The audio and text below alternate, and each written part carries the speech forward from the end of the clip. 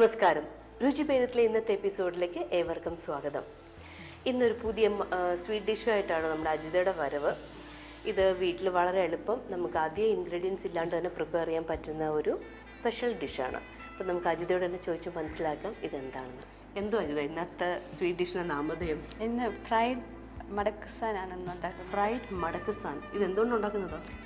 മൈദയും കൊണ്ട് ഇതുണ്ട്. അപ്പോൾ നമുക്ക് ബാക്കി ഡീറ്റെയിൽസ് നമുക്ക് ഇൻഗ്രീഡിയൻസ് നോക്കിയിട്ടാവാം. 2 കപ്പ് മൈദാമാവ്,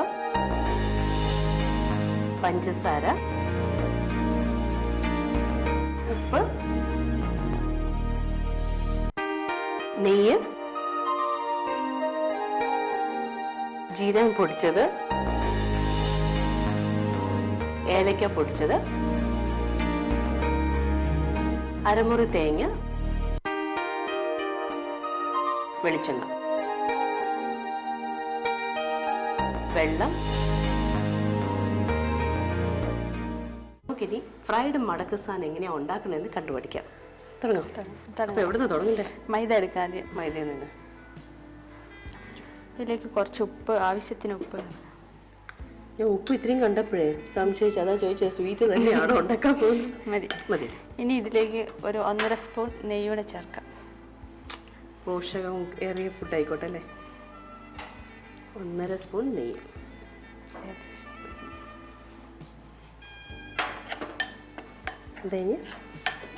ഇതിന് ചപ്പാത്തിക്ക് പരത്തുന്ന പാകത്തിന് കുഴയ്ക്കണം. നെയ്യ് വെച്ച് തന്നെ? അല്ലല്ല, വെള്ളം ചേർക്കണം. വെള്ളത്തിനെ പറ്റി പറഞ്ഞില്ല, അതുകൊണ്ട് ചോദിക്കട്ടെ. അതൊന്ന് മിക്സ് ചെയ്യുന്നുണ്ടോ? അത് ശരി.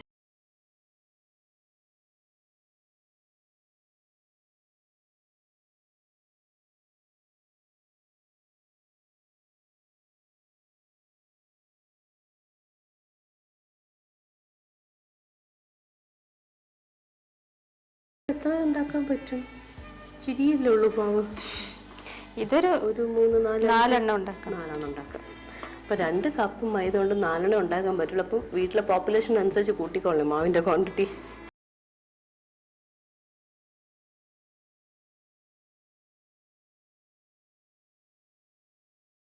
കുറച്ച് വെള്ളം, കുറച്ച് അല്പം കൂടെ.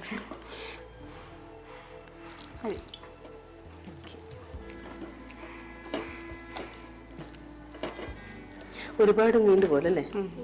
ചപ്പാത്തി ശരിക്കും ഒട്ടും ചെയ്യും. മാവ് ഇങ്ങനെ കുഴച്ച് വെക്കണമെന്നുണ്ടോ? കുറച്ച് നേരം ഒരു 10 മിനിറ്റ് വരെ ഇങ്ങനെ വെക്കണം.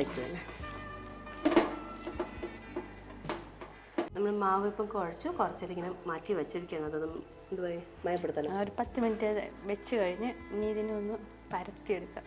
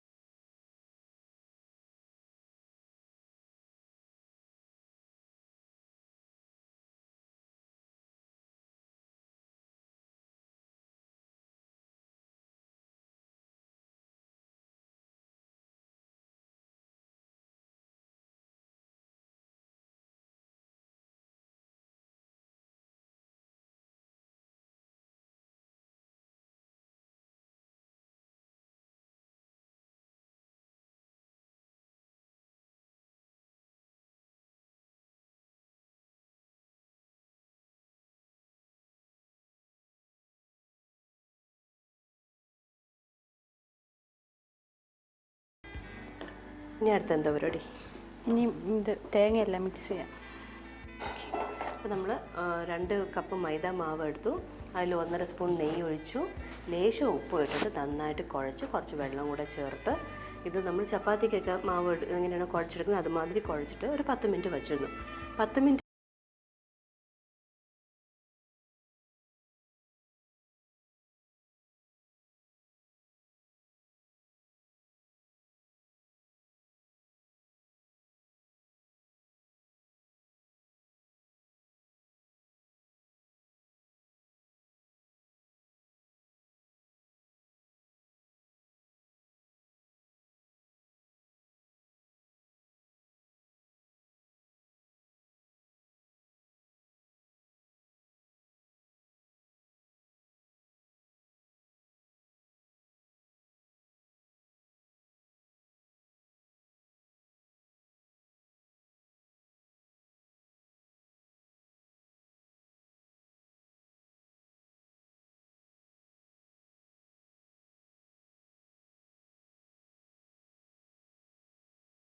വേണ്ട. ഇനി ഇത് പരത്താം. ഇതിന് പറ്റും അതല്ല, മാവ് പരത്തിയിട്ട് അതിന് ഉള്ളിൽ ഫില്ല് ചെയ്യാം. അപ്പം നമ്മൾ അടുത്ത ഘട്ടത്തിലേക്ക്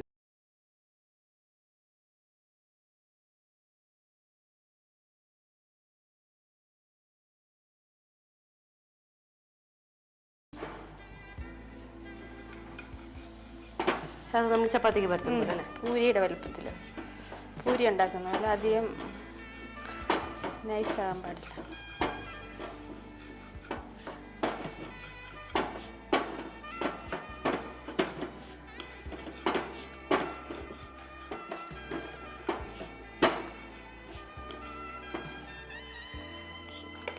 ഒരുപാട് പരത്തിപ്പോണ്ട് അല്ലേ? വേണ്ട വേണ്ട. ഇതിനകത്ത് ഫില്ല് ചെയ്യണം.